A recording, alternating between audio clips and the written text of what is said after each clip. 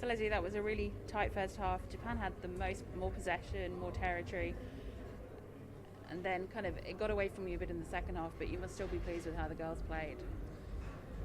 We're really happy with the first half because essentially they did do everything we asked of them. So we wanted to control the territory a bit better.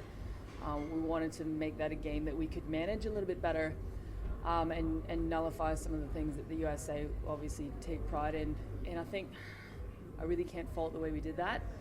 I could probably fault our discipline in the second half because I think, again, it wasn't something that was out of our grasp.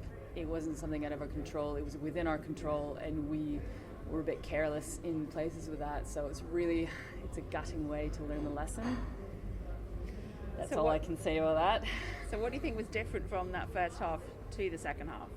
I think we may have lost that intent to be patient and to stay in control, and we did go into this talking about, can we continue to apply pressure, can we continue to apply or deny opportunities for momentum, and to be honest, you can only do that for so long. If you just give up that lapse, it becomes really hard mentally to come back from that, and I think those few moments surprised our girls, and it's just, like I said, it's really unfortunate how expensive they were. Yeah, that's it. I mean, as we've seen before, kind of, you can see tries, but then they never give up. They always keep fighting and they keep coming back. It's generally what people say about the Japanese teams, but it's not just that. It's not that we're conceding tries. It's that we're putting ourselves in position to score tries at the other end, but we're probably, again, guilty of being a little bit too hasty and trying to push that pass a little bit too early or too 50-50 style. So again, it's not that we were passive. We were not victims in this narrative. This was our game in our control, and I think we gave that away. And as you said, you're frustrated that they gave it away rather than perhaps in previous games or early in your career, in your time with Japan, they wouldn't have been in that position. It's a trajectory, and it's a hideous learning curve, as you know, like we're now in a position where we have to call it a horrible learning curve, rather than, you know, what a wonderful moment. But that's part of it. As we all know, the game doesn't necessarily love us, and it teaches us some hard lessons, and that is part of a World Cup.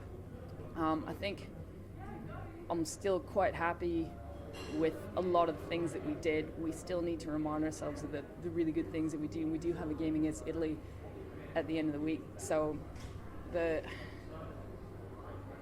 story isn't necessarily written, the outcomes aren't necessarily, you know, in stone because we've lost 2 games here. We've shown some really good positives, and then we've shown that we're capable of controlling, and so it's up to us. But people told us for a long time we should be targeting the Italy game because there was no conception that we could challenge USA and Canada, and I think that's a win that we'll take as a program and as a development for the Japanese game.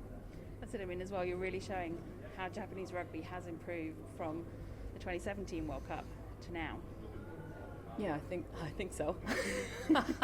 I mean, we put a lot of work into it, and there's so much left to do. There's so many players that aren't playing that could be playing. We're only working with about 800 senior players, like I said last week, and so the girls are operating in really high capacity for the experience that they don't have and the domestic competition and infrastructure that they don't have. And so I am really, really proud of where they're at and what they're doing, but we can do better. There's the frustration. So what do you want to see from them against Italy next weekend? I'd love to see a lot fewer penalties. And that's the key to perhaps getting that win. That yeah, I mean it's very elusive at the moment, that kind of continued success and continued scoreboard presence. So yeah, we need to leave with a bit more than that.